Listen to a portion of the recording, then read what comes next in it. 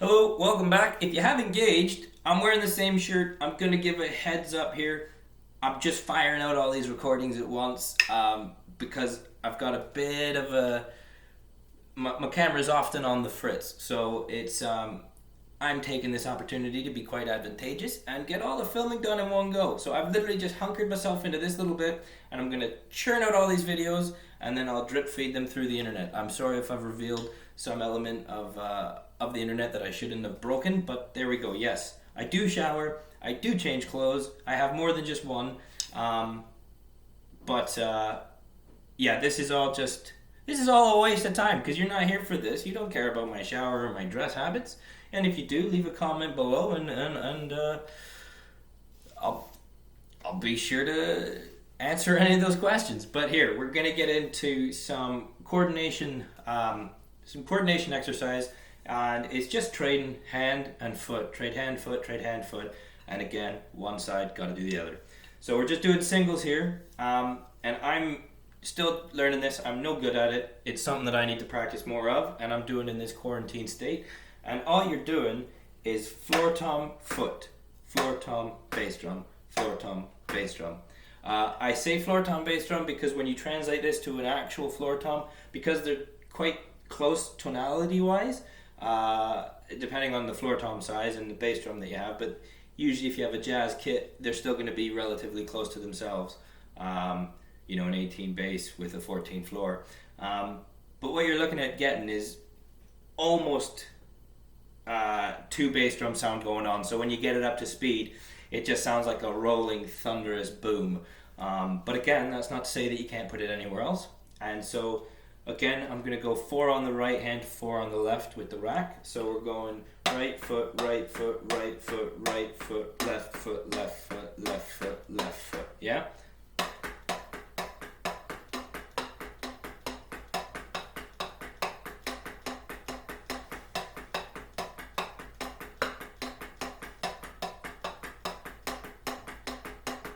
Now I realize that sped up horrendously, and you know my metronome thing. If you've watched the other videos, you get the point by now. So I don't need to. I don't need to justify myself to you. No, please, I do. I need validation.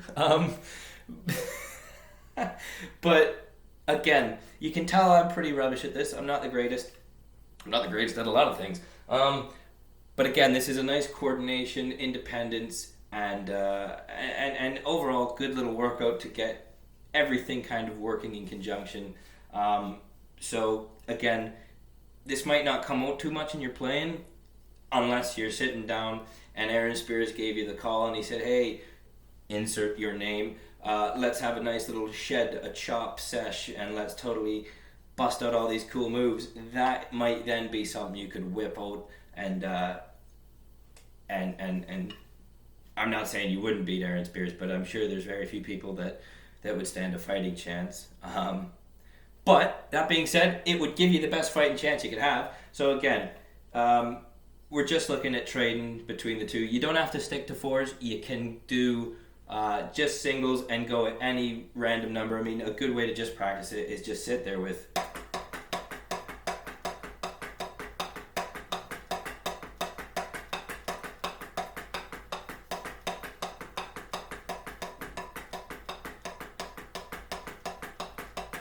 I mean, that will get tediously boring, but you need to persist, fight through the boredom, and realize that it's for a better thing. And again, I would suggest, as I'm always going to, doing everything with a metronome, but with these, work up in increments of 1 or 2 BPM at a time. Push yourself. Don't be too hard on yourself. You might take 10 minutes a day to do that, and then the next day you might not be able to move up a BPM or 2, but you work at it, and then you go up as you can, and you be forgiving on yourself because this is a journey. It's not about the destination. It's about the journey. Because I don't know how many people are quite excited to die. They're excited to live, and living is the journey. So this is the whole concept, right? We're having fun here. And I think I've realized that's a nervous tick. But we can also translate this to kind of wax on, wax off. So we're going to go right hand around the kit, left hand back around. Now this is set up in my position as a 4-piece kind of guy. I've got this as a ride. So depending on your setup, this will take longer or be shorter, but we're going as such.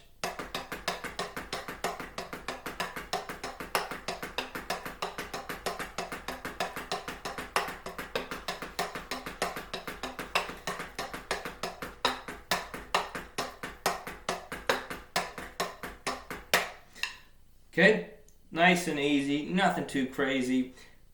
Tip, you don't want to bury the beater in that. Always try and let that come back. I'm playing most of these things so far, if not all, with heel down because it's a technique I'm not used to, so I'm trying to just better myself there. So similarly, if you're often heel down, maybe try being a heel up player.